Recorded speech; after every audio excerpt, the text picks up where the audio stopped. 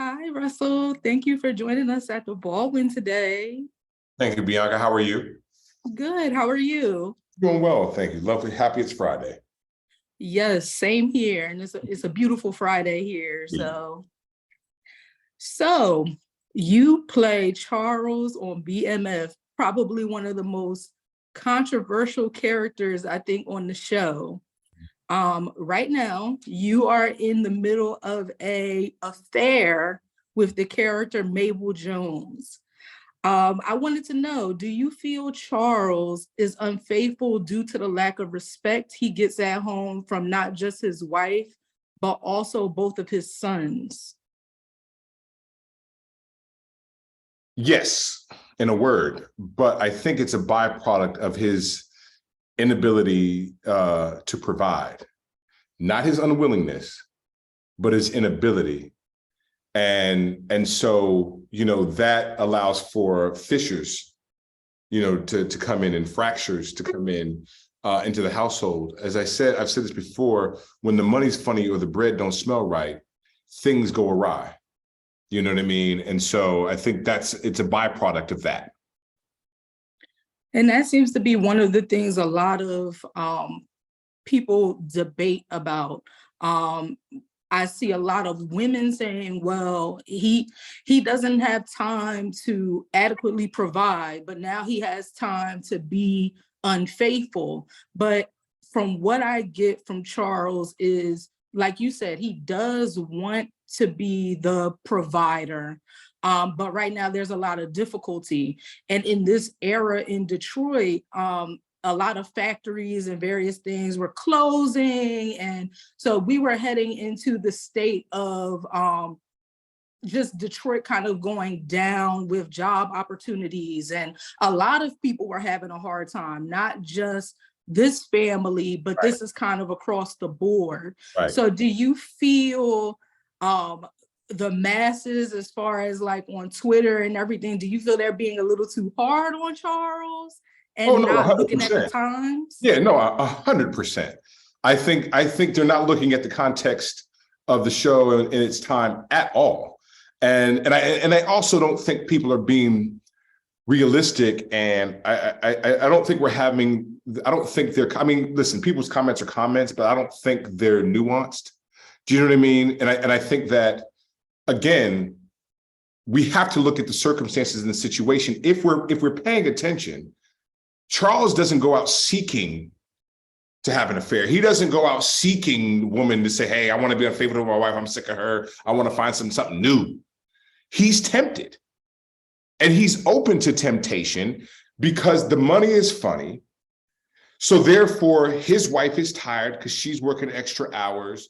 There's no communication, right? And so because there's no communication, what happens? There's no intimacy.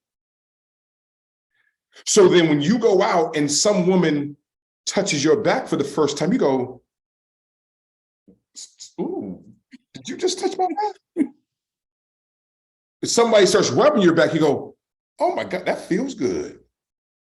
So, I mean, you know what I'm saying? Like, and that's exactly what I think. And I'm not trying to condone what he does, rightly or wrongly, but let's unpack this. You know what I mean? Like, let's have it. When we talk about we need to have a nuanced conversation, or we need to further the conversation, or we need to have a conversation, that's what this means. You know what I mean? And so this is what, and see, these are things that happen in real life, in real time. Absolutely. Yesterday and today. Absolutely. You know what I mean? And so because why? Folks work hard. Folks come home tired. Yes. And I'll say last thing, Bianca, just to further this. Let's look at it this way. Somebody might say, well, why didn't he just sit down and talk to her? Why didn't he just say, hey, baby, this is how I'm feeling, right? Like, this is what we would say today. This is 2023, right? Well, think about when you come home, your wife just beat you home by 20 minutes. You say, baby, I want to have a conversation. She goes, what? And you go, never mind. She goes, no, what? What you want to talk about? You go, talk about it later. No, you tired. Okay, you know what I mean? And that's just human nature. Yep. So you go longer and longer without having a conversation. Why? Because you tired every day. Because you working and busting your ass. Exactly. And it's like it's almost like a virus, it's continuing to spread, it's not being medicated, it's not Right. being addressed. There's kind of no time for it. And with the attempts to have the conversation, it's kind of being rejected with 100%. tone, with Right. attitude. That And part. so I do believe people are looking at it from a lens of what some married couples may do now, therapy and things Yes. like that. But Yes. we're not in that era of those types of things 100%. happening. 100%. So the other question I wanted to ask you was, are you seeing a potential shift with Charles' attitude? Because in episode 7, he was caught with Mabel by his son. And we see him go into the record store towards the end of the episode and have a conversation with his son. And in this conversation, it was more of kind of like an equal playing field in conversation. It wasn't so much of Charles talking to his son, but more so someone that's more of his equal. So do you see him kind of starting to come down a little bit on the power he was trying to have over his son, especially Meech? Yes, in a word. But I think it's twofold. Here's the nuance of it. I think you're absolutely right. I think he comes into that record store ready to have a man-to-man conversation with his son. I think his son sees that. So his son realizes, oh, Pops is coming to me man to man. He ain't coming to me as some great big father, everything like that. So let me stare and listen. I also believe that Meech has a different feeling because he is now a man. Absolutely. Whose Jedi training got cut short, if you will, right? And so I think he's looking at his father like, almost like, damn, I wish I would have stayed longer. But I'm out here dealing with this manhood thing. So Pops, I ain't even got time nor the energy to mess with you like that because we're men now. And men know what men know. Yes. You know what I'm saying? Just like women know what women know. When they're dealing with their spouse, their husband, and you know what I mean, things of that nature, and they know it, you know what I mean? Women know what women know, you know? So that's, I think that it's that. And I think that's why the scene is so beautiful, because not a lot of words needed to be said, but it was just the look and the understanding between the two of them. Yes, because I feel that was probably the second time this season we saw just kind of like a positive interaction between Charles and Meech. The first time was when Meech and Terry were fleeing. Yes. And Charles handed him that money and said, look, I know you spent your last giving money to your kids. I'm going to give you my last to make sure you guys can get out of Dodge safely. And that moment too struck a lot of people because I think it humanized Charles, and it made people remember he is a father. And even though his sons are, in the streets and they're doing whatever they're doing, he still cares about his sons. Right. And he wants them to be safe, and he doesn't want anything to happen to them. So that was another very important moment, I felt like, this season, along with this moment. Yes. And if I can just buffer that, I think that, see, what I intentionally have done with this character is I have intentionally layered more emotion on top of him than what was, I believe, present with men of that time. And Russell Hornsby purposely did that because I want people to understand that men of that time, those kinds of men, they cut and they bleed and they felt. They had heart, but they could not show it. Yes. But I know these brothers cried at night. I know those, you know what I'm saying? I know they cried in their car after they got off a hard day's work or whatever, and don't even have the energy to go into the house really to deal with whatever they got to deal with. And that hurts. And so I want people to know that Black men are out here busting their ass, working hard, but they also are feeling people as well. And so So bringing that up, I wanted to, because I purposely add those emotional layers to Charles in this show, and I wanted that's in these scenes, not just alone, but in the scenes, he's a little bit more emotional than I think Charles was, but that's intentionally done on my part. And it's really amazing to see, because it is a stigma, especially still somewhat of now, but even in that time period, that men were always supposed to be strong, especially Black men, and you don't show emotion. And even towards your children, there are some Black fathers where it was just, I come in, I give you the money to keep everything in here running, and then that is it. Anything else, you go to your mom about that. That's right. And I do feel like Charles, although he receives a lot of backlash, he is very in tune to what's going on with his kids. And he does try to be very involved in that. And I think the character does need some credit for at least that. Yes, he is tough. Yes, he's strong and he's headstrong, but you kind of need that sometimes in a household. You do. And these children have gone to a certain path where sometimes you do need somebody to bump you back and like, hey, what are you doing? And see, that's the other thing. I'm glad you brought that up, Bianca. I really appreciate that, because we have to remember. See, a lot of people in their comments don't remember or don't know what it's like to have a man in the house or a man around. And so when they hear his tone, when they hear his anger, his ire is up, they're like, man, you mean your kids? And it's like, no. I'm the man of the house. When my kids do wrong, this is what especially when you're raising boys to be men. Absolutely. That's that tone, right? That ire, that James Evans, right? Now, if your kids are doing right, hey, son, you want to go to the baseball game? Hey, man, you want to go to the park? You want to go shoot some hoops? You want to go to the movies? Oh, the tone can switch real quick now. And I think that's what people don't understand. You know what I mean? That's what a lot of families and young people watching don't understand. Exactly. And when we jumped into the series, Meech and Terry were already in the streets. Right. Yeah. So you didn't get to see, by way of flashbacks, we do get to see how things were when they were smaller and they weren't really doing all of these things. But you never quite get to see a father parenting children that are going in the right path. Right. Because the conversations would be different. You're right. Yeah, let's head to the movies and let's do this. But it's not really an opportunity to do that with Meech and Terry, because they're already in the streets. That's right. Their focus is money by any means. And so they're not worried about taking a Saturday off to go to a basketball game with dad. Right.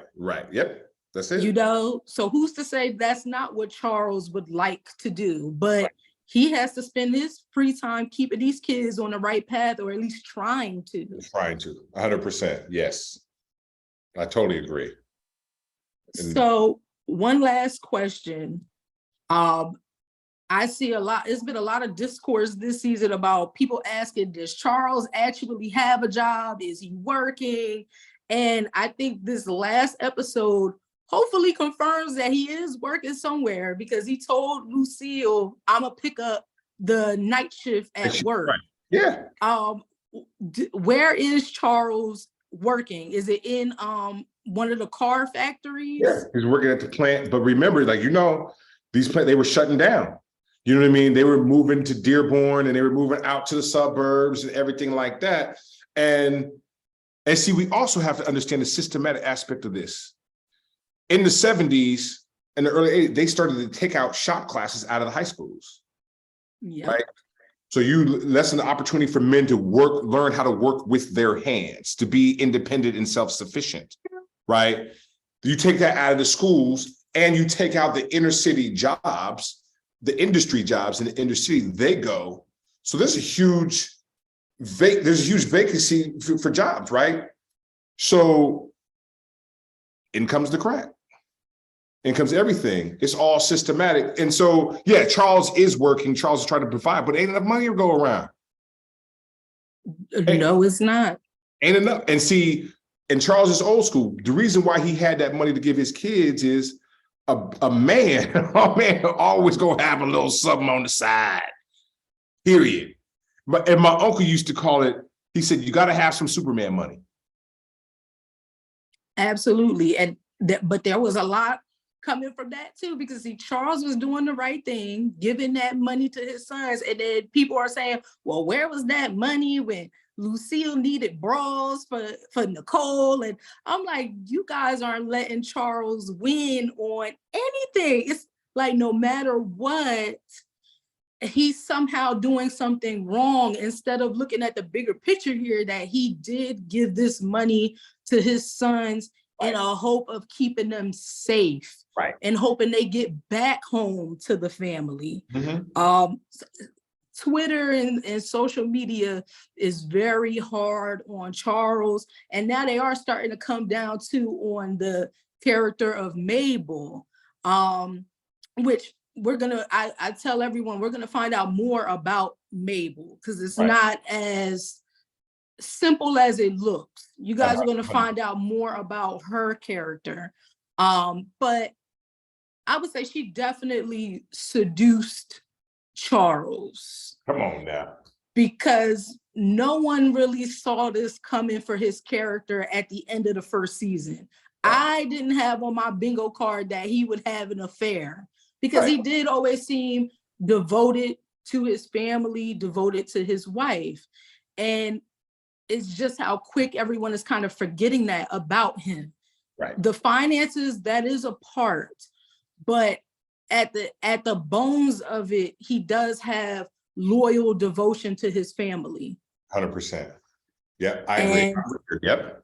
I think he deserves more credit. And like you say, you got to look at the bigger picture. You have to look at what was going on in Detroit at the time. He's not just opting to not get more money. It just wasn't there. Yeah. Yeah. And as people got older, you know what I mean? Obviously, he was relatively young in the grand scheme of things, but old in living years, because times of, work is rough and everything like that. You don't have the same energy by 35, 36 when you work every day with your hands to just pick up and move and go do this, the way people be saying now. It's like, man, I'm tired. You can't see the forest for the trees. Absolutely. And that's why people stayed. That's why people got stuck on a certain level, because it's like, they don't have the wherewithal to be like, we gonna move, let's go. You know what I mean? It's like, no, I thought we just had to work. Exactly. And like, this was all I needed to do. You said, I go to work, I can have a house, my wife don't have to, now she gotta work. It's all those dynamics that when we look at things through a 2023 lens, the optics get skewed. Yes. We weren't that sophisticated in the 80s and the 90s. Just not. No. We weren't using all these big intellectual words like trigger and this shit wasn't that deep. Absolutely not. I mean, and I think that's the problem, is everyone is looking at this with solutions of now and all the various little side hustles that are out there. People weren't door dashing in the 80s, and there weren't these little things to just kind of pick up extra money. It was your job. That's right. And you stuck with that job until you were able to retire. 100%. People weren't job hopping. That didn't exist. I mean, that's very new age thing to do, is to change jobs to get higher salaries and things like that. That wasn't happening in the 80s. The money you had, be happy to have it. And stick it out and stay there until you can retire. That's right, 100%. 100%. Say that. That's hella real. Yes, because they are rough on Charles. They are. But it's cool. I got thick skin. I'm cool. I'm cool with it. I ain't even mad. I mean, I would credit it to your portrayal of him, the layers and the different dynamics you give to Charles. That's why this character is so dynamic, and people have differences of opinions on him and things like that. It's a good thing, in my opinion. No, thank you. I mean, I really appreciate that. And as an actor who I like to think I'm a feeling person, and I'm an empath. So I take my work very seriously. So when I took on Charles the role, I said, this is my love letter. This is a tip of the cap to those brothers in Oakland that raised me, those blue collar men that I saw on a Friday drinking a 6-pack and just sitting there with the guys like, man, I got to go home. I got to do this. I got to do that. I remember hearing those stories. I remember seeing those men. I remember seeing the pain on their faces when men at 50 doing back-breaking work and just tired. And it's like, you know what I mean? These are the men that built America. And, you know, and I was saying, the saying goes, there was a time when boats were made of wood and men were made of steel. These are men of that era. Now we have the facility, we have the words, you know, or the training to be a little bit more malleable. You know what I mean? But we're still men out here trying to make things happen. And this is my honoring to them. So we see you, or I saw you. And that's what Charles represents for me. Well, I want to thank you so much, Russell, for sitting down with us at the Baldwin today. I really appreciate it. You are legendary. You have been around for a long time, and just thank you. Amazing work. Thank you so much. I appreciate that. You honor me. Thank you so much. Appreciate it. Thank you.